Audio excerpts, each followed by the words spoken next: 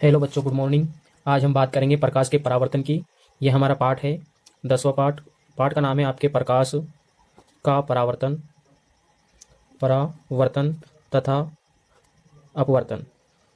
यहाँ पर अपन बात करेंगे परावर्तन की कि परावर्तन क्या होता है, प्रकाश का परावर्तन क्या होता है। तो सबसे पहले बात करते हैं कि प्रकाश क्या होता है। प्रकाश, देखो, प्रकाश का पहला गुण तो ये होता है कि प्रकाश जो होता है एक सरल रेखा में क्या करता है, सरल रेखा में गमन करता है। प्रकाश सरल रेखा में क्या करता है, सरल रेखा में गमन करता है।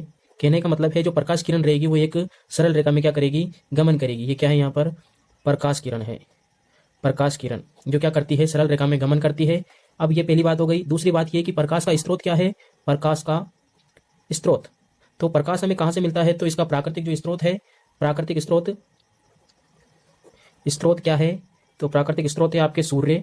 सूर्य से हमें प्रकाश मिलता है और जो प्रकाश किरणें होती है वो आपके सीधी रेखा में गमन करती है। अब और भी इसके स्रोत हो सकते हैं, जैसे कि बल्ब, टॉर्च या कोई सी भी वस्तु भी हो सकती है जिससे प्रकाश किरण सीधी लौट के आती है। क्योंकि कोई सी भी वस्तु होती है तो उससे प्रकाश किरण जब हमारे नेत्रों पे पड़ता है, उसका जो प्रकाश हमारे नेत्रों पे पड़ता है तभी हमें वस्तु दिखाई देती है, तभी हमें क्या होती है, वस्तु दिखाई देती है। तो कोई सी भी वस्तु भी हो सकती है, जैसे सूर्य भी यहाँ पर प्रकाश का स्रोत है, बल्ब है, टॉर्च है, ठीक है, आदि आदि क्या है, ये प्रकाश के स्रोत है, प्रकाश इनसे प्राप्त हमें होते हैं। अब यहाँ पर अपन मेन टॉपिक पे आते हैं कि प्रकाश का परावर्तन क्या होता है। प्रकाश का परावर्तन, देखो, प्रकाश को यहाँ पर बात करते हैं तो इंग्लिश में बोलते हैं लाइट ऑफ रिफ्लेक्शन। क्या बोलते हैं इसको, लाइट ऑफ रिफ्लेक्शन। रिफ्लेक्शन का यहाँ पर मतलब होता है लौटना।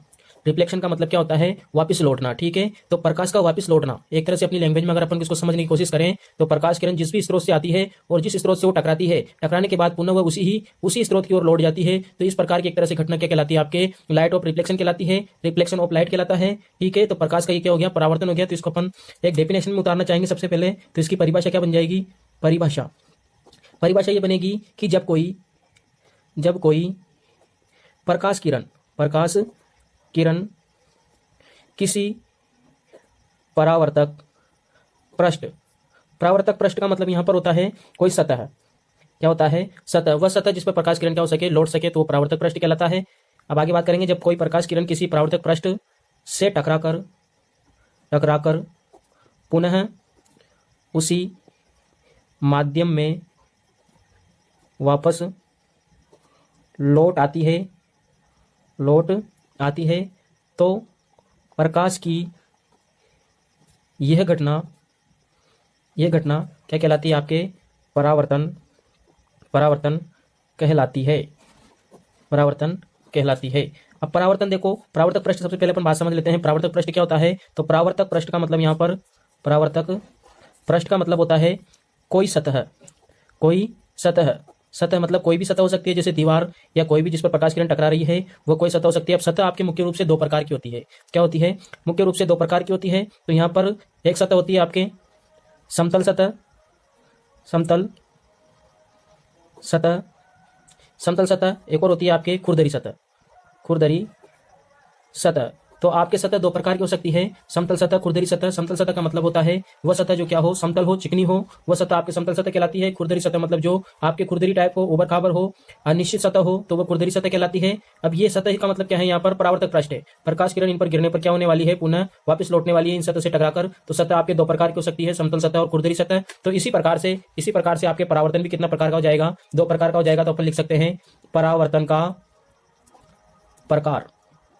तो परावर्तन के प्रकार कितने प्रकार के हो सकते हैं, मुख्यतः दो प्रकार के परावर्तन कितने प्रकार के, दो प्रकार के। पहला कहलाएगा आपका नियमित परावर्तन और दूसरा परावर्तन है आपके विसरित परावर्तन को यहाँ पर अनियमित परावर्तन भी बोलते हैं। नियमित परावर्तन और विसरित परावर्तन, ठीक है। तो ये परावर्तन आपके दो प्रकार के होते हैं। अब यहाँ पर समझेंगे दोनों प्रकारों को अपन।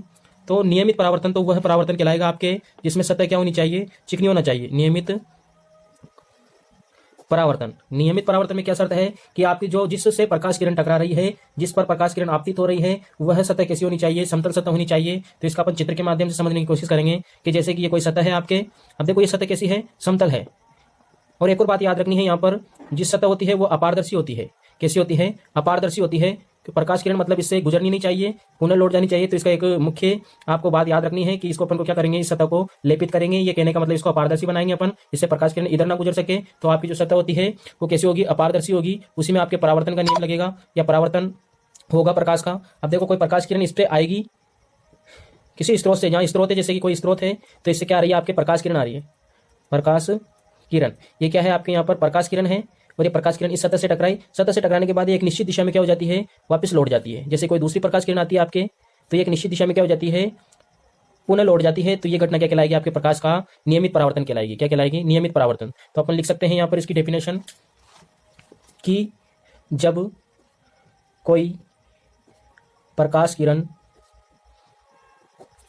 किरण किसी समतल चिकनी सतह से टकराता को बोलते हैं यहाँ पर आपतित होना, आपतित होती है या टकराती है, तो वह पुनः एक निश्चित दिशा में क्या हो जाएगी, लौट जाएगी। निश्चित दिशा में परावर्तित मतलब होता है यहाँ पर लौट जाना या वापस चला जाना। तो परावर्तित हो जाती है।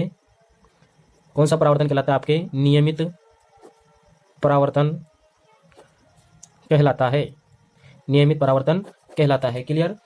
उसके बाद अपन दूसरे परावर्तन की बात करें तो ये तो हो गया नियमित परावर्तन। अब इसमें सतह कौन सी होगी, समतल सतह होगी। और इसमें कौन सी सतह होगी, आपकी खुरदरी सतह होगी। तो यहाँ पर अपन खुरदरी सतह का चित्र बना सकते हैं। ये ऐसे कोई खुरदरी सतह है, ऊबर खाबर सतह है आपके। यहाँ पर देखो अब इसको पॉलिश करना जरूरी है, नहीं तो ये प्रकाश का इसमें क्या हो जाएगा, अपवर्तन हो जाएगा। इसमें अपन को परावर्तन करना है तो अपारदर्शी सतह लेनी पड़ेगी। ये अपारदर्शी सतह है जिसको अपन क्या लिखेंगे यहाँ पर, खुरदरी सतह।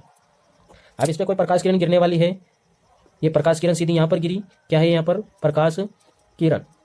ठीक है, तो ये प्रकाश किरण यहाँ पर गिरेगी तो इसको एक अनिश्चित दिशा में जाएगी, कोई निश्चित दिशा नहीं रहेगी आपके। जैसे कोई दूसरी प्रकाश किरण गिरती है वो यहाँ पर गिरेगी, तो ये इसकी गति क्या है, बिल्कुल अनिश्चित दिशा में होने वाली है, कोई फिक्स दिशा नहीं रहेगी। जैसे इसकी ऐसे एक अनिश्चित दिशा है, ये क्या है, अनिश्चित दिशा है। जैसे एक और प्रकाश किरण में गुजारता हूँ इस पर अलग कलर से, ये प्रकाश किरण ऐसे हैं, तो अब ये क्या है, ऐसे बिल्कुल सेम इसी दिशा में नहीं जाएगी। जैसे ये दूसरी जा रही है उस दिशा में नहीं जाएगी, किसी भी अनिश्चित दिशा में चली जाएगी।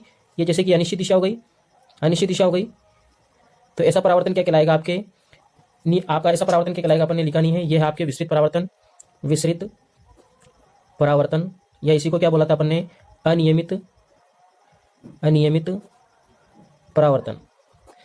तो ये आपके क्या दो प्रकार के परावर्तन होते हैं, नियमित परावर्तन, अनियमित परावर्तन। इसकी डेफिनेशन लिख लेते हैं अपन। यहाँ पर लिख रहा हूँ मैं इसकी डेफिनेशन कि जब कोई प्रकाश किरण किसी सतह कौन सी होनी चाहिए, खुरदरी सतह पर आपतित होती है तो वह अनिश्चित दिशा में परावर्तित हो जाती है। कौन सा परावर्तन कहलाता है, आपके विसरित परावर्तन।